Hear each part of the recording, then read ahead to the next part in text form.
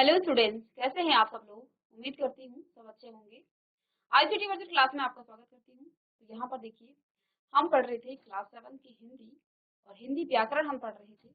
इससे पहले हमने विशेषण पढ़ा और विशेषण यहाँ पर आज हम इसको थोड़ा सा रिवाइज करेंगे और उसके बाद नेक्स्ट यहाँ पर आगे बढ़ेंगे।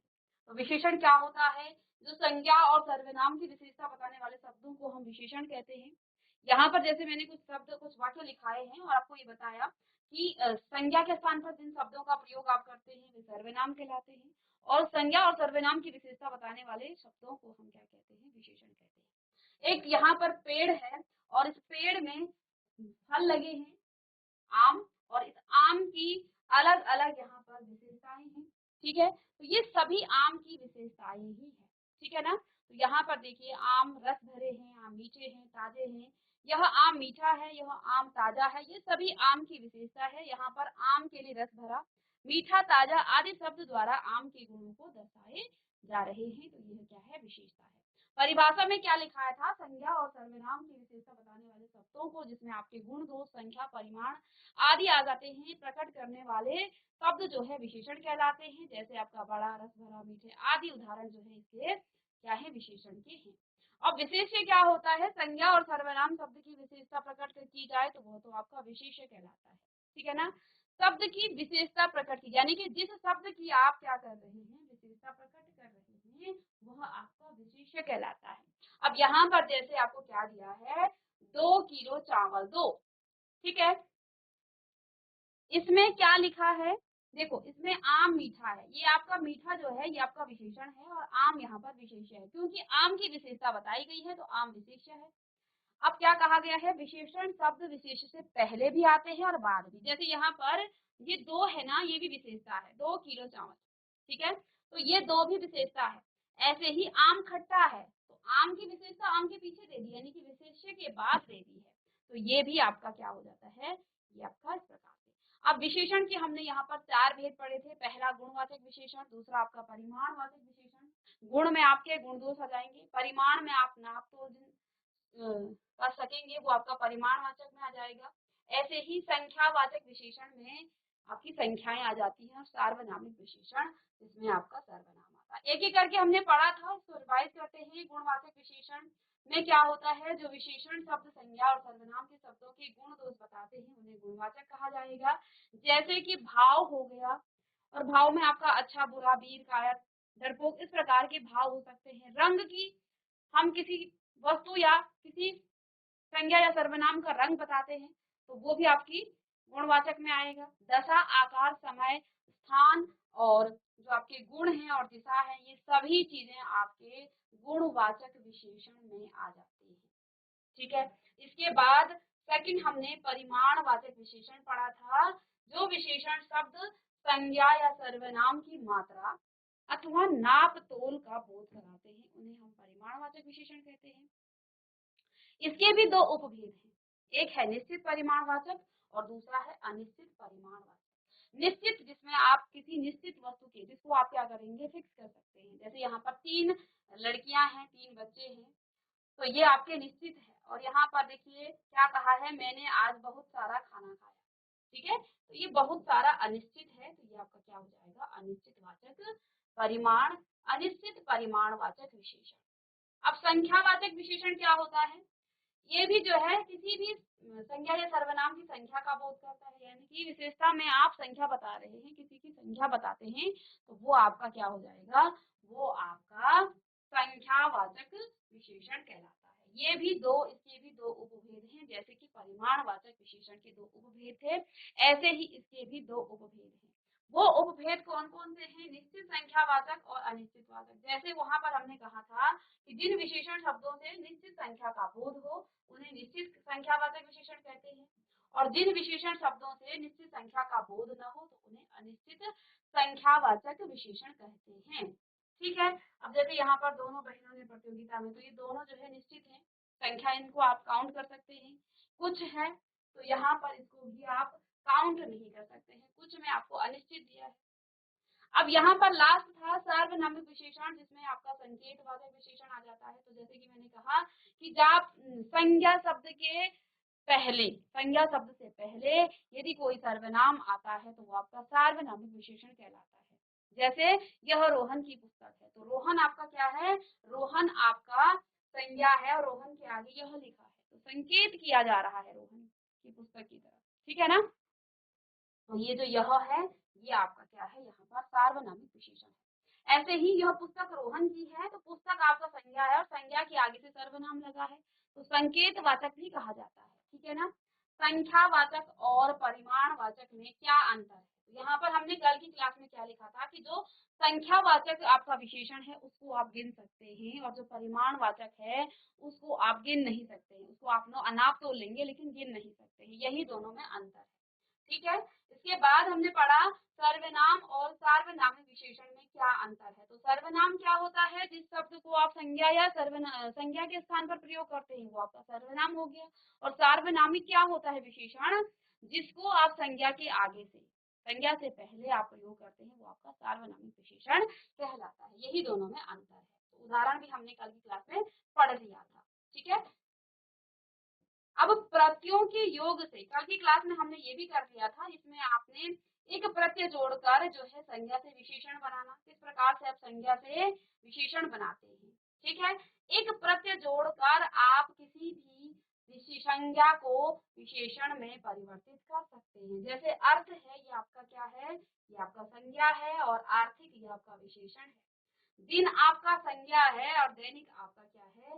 विशेषण है। परिवार आपका संज्ञा है और पारिवारिक आपका क्या है? ये आपका विशेषण है। तो हमने यहाँ पर एक और इत प्रत्यय जोड़कर संज्ञा से विशेषण बनाना सीख लिया था, और आज की क्लास में यहाँ से स्टार्ट करेंगे इम प्रत्यय जोड़कर। हम क्या करेंगे? इम प्रत्यय जोड़कर संज्ञा से विशेषण बनाने की यहाँ पर सीखेंगे। ठीक है? ठीक है? अब यहाँ पर देखिए रक्त क्या लिखा है? रक्त, रक्त धन इम।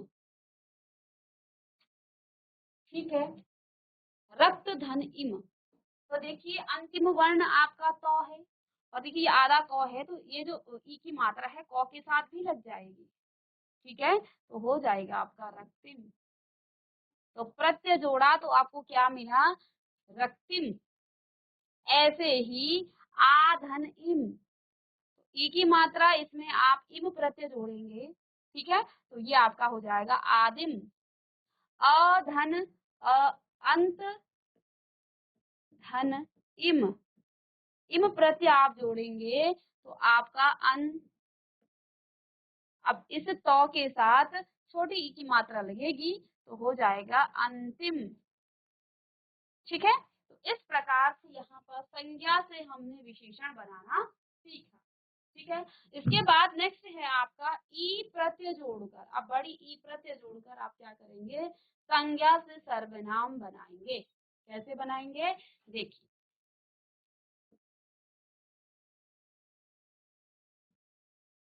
तो यहाँ पर आप देख पा रहे हैं जंगल में, जब आप जंगल में ई प्रत्यय जोड़ेंगे, बड़ी ई प्रत्यय, ठीक है, तो क्या हो जाएगा? जंगली। क्या हो जाएगा? जंगली। तो यहाँ पर बड़ी ई की मात्रा इस लॉ पर लगेगी। अंतिम वर्ण आपका लॉ है, उसके ये जुड़ेगा किसके साथ? ई की मात्रा के साथ। स्वर जब व्यंजन के साथ जुड़ते हैं, स्वर जब व्यंजन के साथ जुड़ते हैं तो स्वरों की मात्राएं जुड़ती हैं। प्रेम धन ई, ई, ई प्रत्यय जोड़ा तो प्रेमी, बड़ी ई की मात्रा। ऐसे ही गुलाब धन ई, तो गुलाबी। तो यहाँ पर हमने ई प्रत्यय जोड़कर संज्ञा से विशेषण बनाया। इसके बाद आपका और है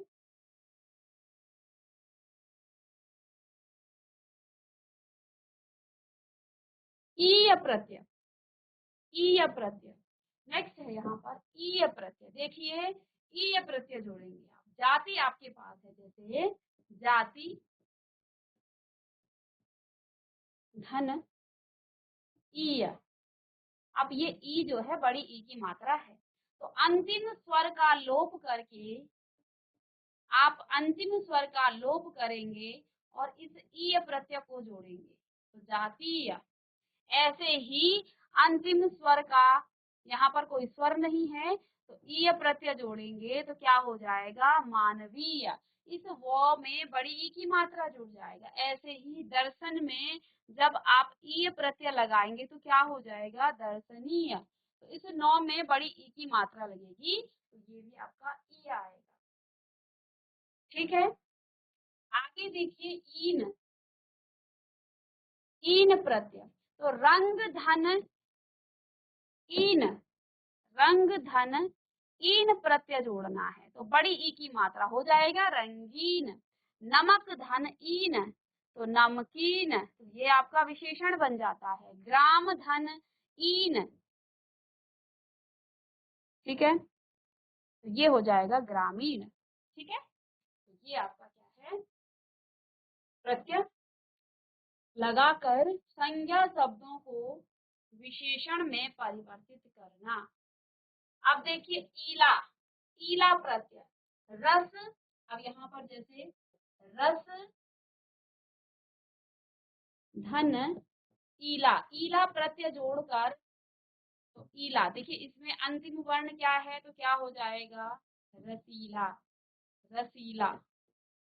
इसी प्रकार से जोश धन ईला, जोश धन ईला, क्या हो जाएगा, जोशीला, क्या हो जाएगा, जो सी ला।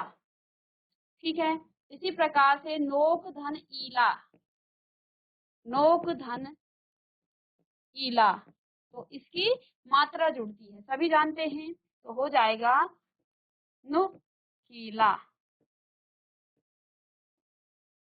ठीक है, तो ओ को आप परिवर्तित प्रथम वर्ण में बताया था इससे पहले, ओ को आप इसमें बदल देंगे। ठीक है, अब देखिए आलू प्रत्यय। ठीक है, तो देखिए ईर्ष्या धन आलू, ईर्ष्यालु, ईर्ष्या धन आलू, तो क्या हो जाएगा, ईर्ष्यालु। ऐसे ही दया धन आलू, दयालु, कृपा धन आलू, कृपालु, तो आलू प्रत्यय जोड़कर संज्ञा को विशेषण में परिवर्तित किया जाता है। इसको नोट डाउन कर लीजिए, आलू प्रत्यय जोड़कर संज्ञा को विशेषण में परिवर्तित किया जाएगा।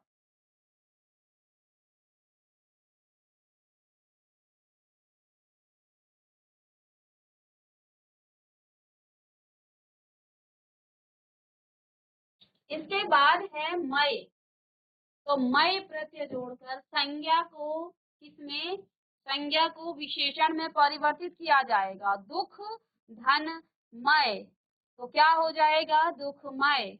आनंद धन मय, आनंदमय, तो ये आपका क्या है, विशेषण है, और ये आपके क्या है, संज्ञा है। ठीक है, ये आपके भाववाचक संज्ञा है, दुख और आनंद। ठीक है, ऐसे ही वी प्रत्यय जोड़कर आप संज्ञा को किसमें बदल देंगे, आप विशेषण में बदल देंगे।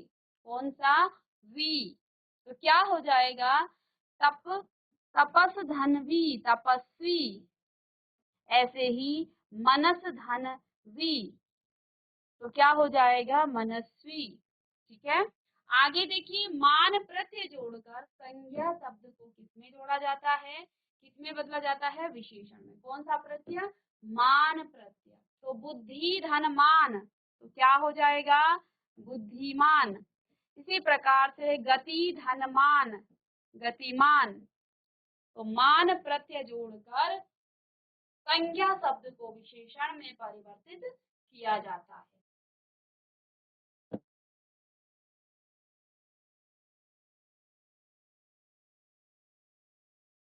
अगला है वान, अभी तक हमने मान को जोड़ा, अब है वान।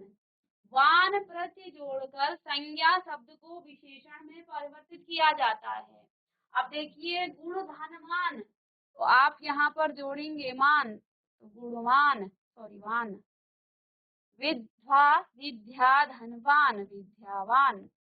ऐसे ही वाला प्रत्यय जोड़कर संज्ञा को विशेषण में परिवर्तित किया जाता है। क्या, वाला प्रत्यय जोड़कर संज्ञा को विशेषण में परिवर्तित किया जाता है। तो चाय वाला विशेषण है, और पैसे वाला विशेषण है, जबकि चाय आपकी संज्ञा है और पैसा आपका संज्ञा है। ठीक है, तो यहाँ पर हमने क्या किया, हमने यहाँ पर वाला लगाया, तो तब भी ये क्या हो गया है, ये आपका विशेषण बन गया है। जोड़ लेंगे आप सभी इसको, वाला। ठीक है, तो चाय वाला और पैसे वाला ये दोनों ही विशेषण शब्द हैं। ठीक है,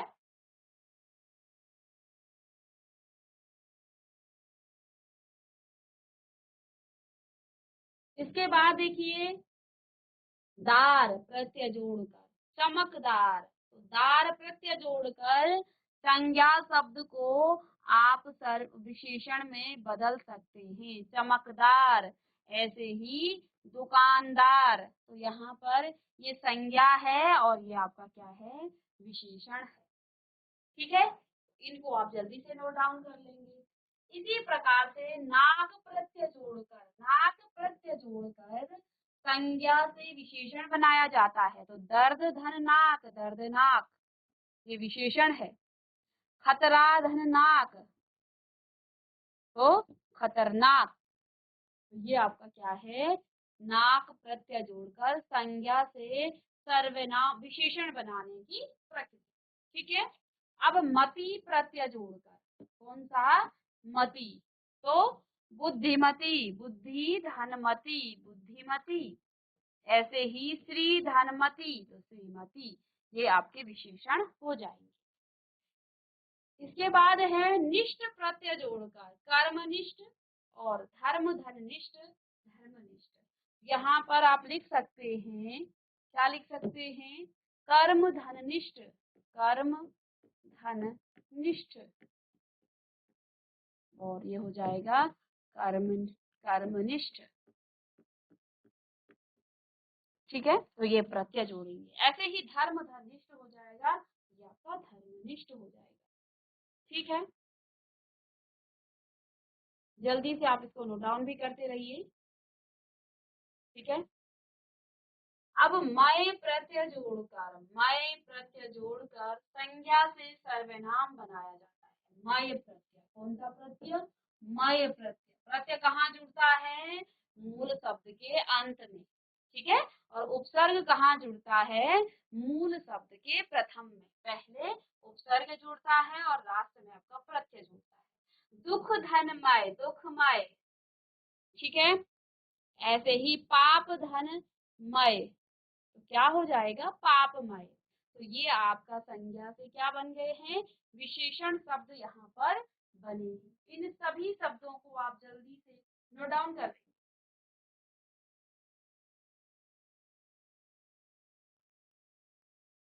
इसके बाद नेक्स्ट है दायक प्रत्यय जोड़कर, क्या, दायक प्रत्यय जोड़कर संज्ञा शब्द से क्या बनाया जाता है, आपका यहाँ पर विशेषण। तो लाभदायक, लाभ आपका क्या है, संज्ञा है, और यहाँ दायक आप प्रत्यय जोड़ेंगे तो आपको क्या मिलेगा, आपको यहाँ पर मिल जाएगा, देखो दायक यहाँ जोड़ेंगे, तो फलदायक और लाभदायक। जल्दी से इसे भी नोट डाउन कर लीजिए, लिख सकते हैं आप यहाँ पर लाभ धन दायक, तो क्या हो जाएगा, लाभ दायक। ठीक है, ऐसे ही यदि आप कहें फल धन दायक, फलदायक, क्या हो जाएगा, फलदायक। ठीक है, तो फलदायक, लाभ, ये सभी किसमें बदल गए हैं, विशेषण में बदल गए। तो आपने इसको नोट डाउन कर लेंगे।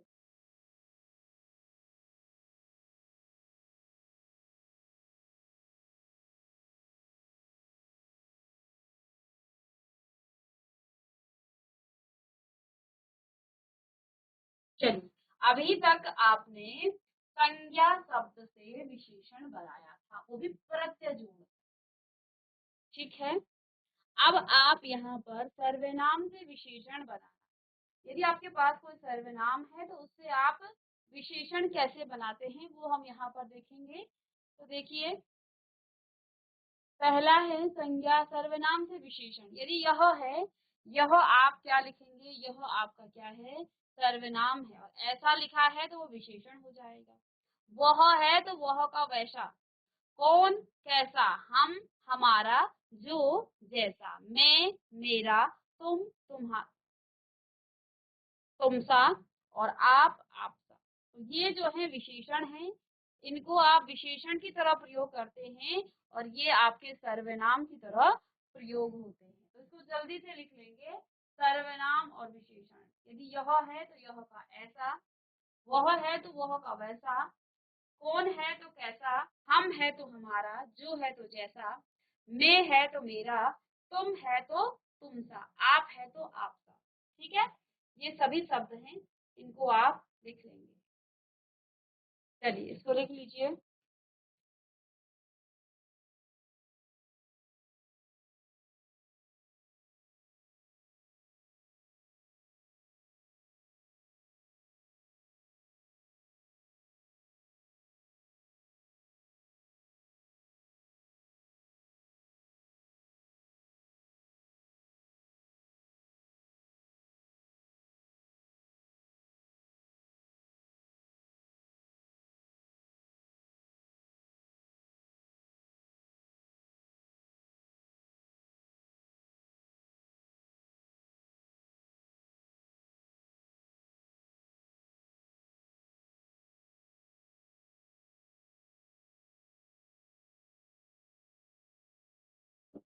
तो ये था सर्वनाम से विशेषण बनाना।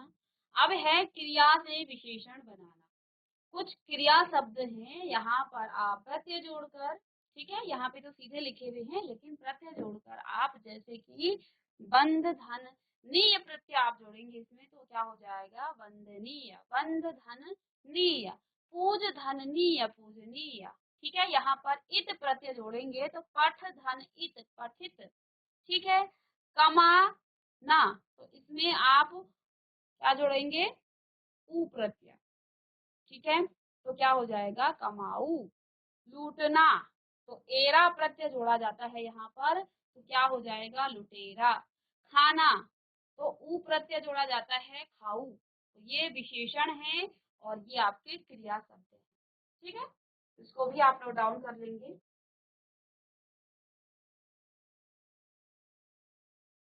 बंद का हो जाएगा वंदनीय, बंद आपका क्रिया है। ठीक है, और क्रिया का भी ये क्या है, धातु रूप है।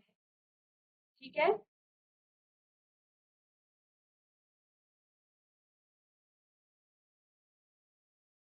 आगे देखिए, अव्ययी शब्दों से विशेषण बनाना, जैसे पीछे का पिछला, ऊपर का ऊपरी, आगे का अगला। तो ये था आपका क्या, विशेषण, और यहीं पे आपका ये विशेषण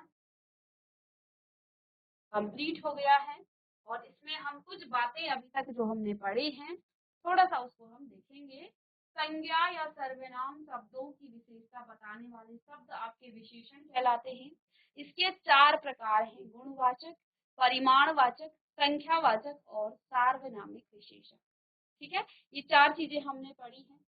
गुणवाचक क्या होते हैं, जिसमें किसी भी संज्ञा या सर्वनाम के गुणों का या दोषों के बारे में बताया जाए, उसमें भी हमने अलग अलग पढ़े थे। ऐसे ही परिमाण में जिसको आप नाप तोल सकते हैं, संख्या में जो संख्या बताए, और सार्वनामिक में जब संज्ञा के आगे से कोई सर्वनाम लग जाता है तो उसे सार्वनामिक कहा जाता है।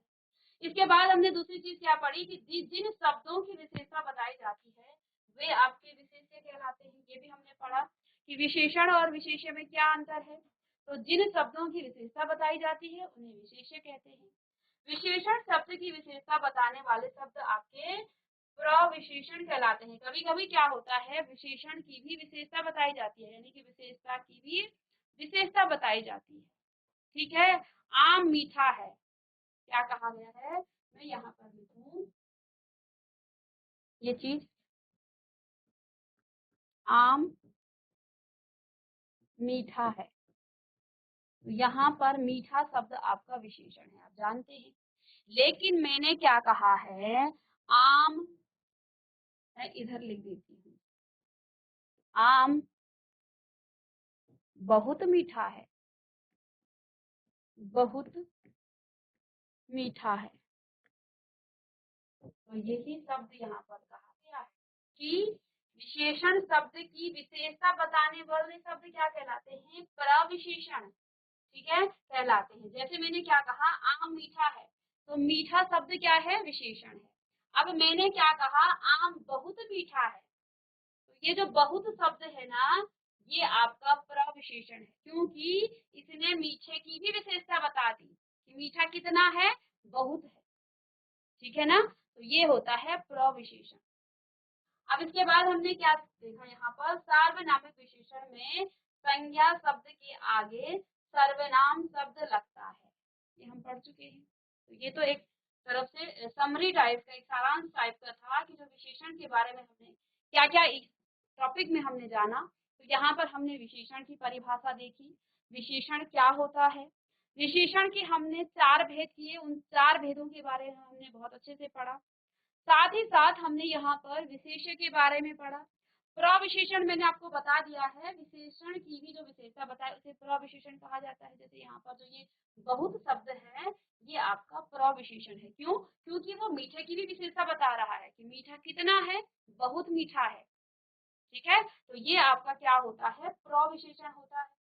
ठीक है, साथ ही साथ हमने यहाँ पर विशेष्य के बारे में पढ़ा है और सार्वनामिक विशेषण और सर्वनाम के बीच क्या अंतर है, इन सभी बातों को हमने यहाँ पर पढ़ा है।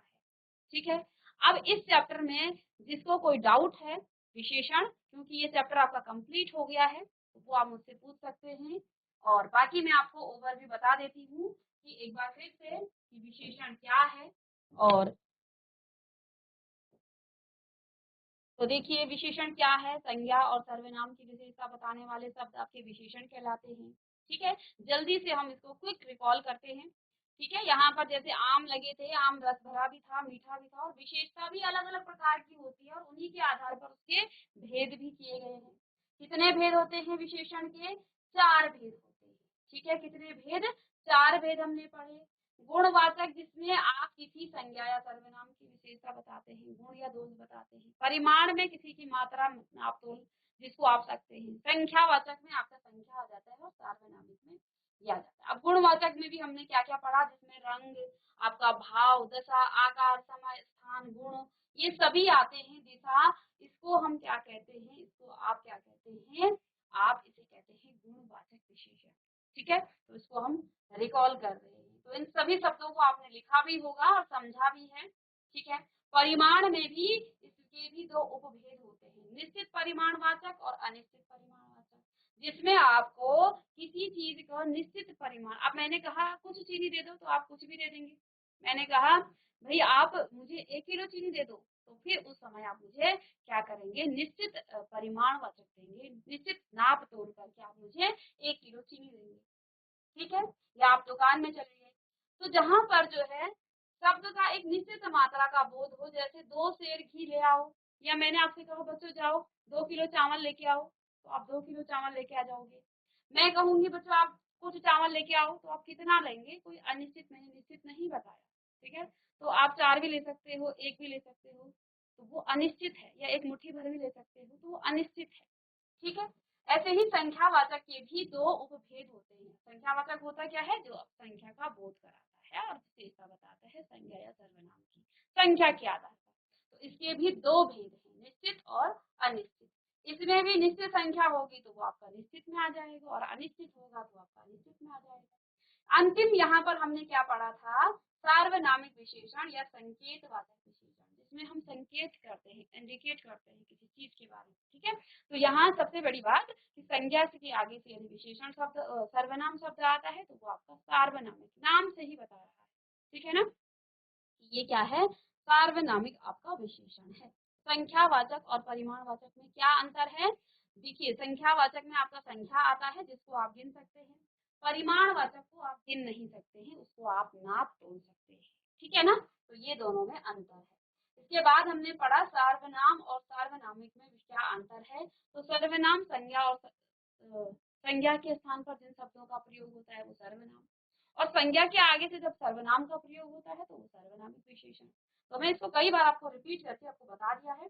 दोनों में अंतर यही है कि ये जो है संज्ञा के स्थान पर प्रयोग होगा और ये संज्ञा के आगे से प्रयोग होगा, यानी कि इसमें संज्ञा होगा, लेकिन यहाँ पर संज्ञा नहीं होगा। क्यों? क्योंकि ये संज्ञा के स्थान पर ही प्रयोग किया गया है। ठीक है, तो ये दोनों में अंतर रहा।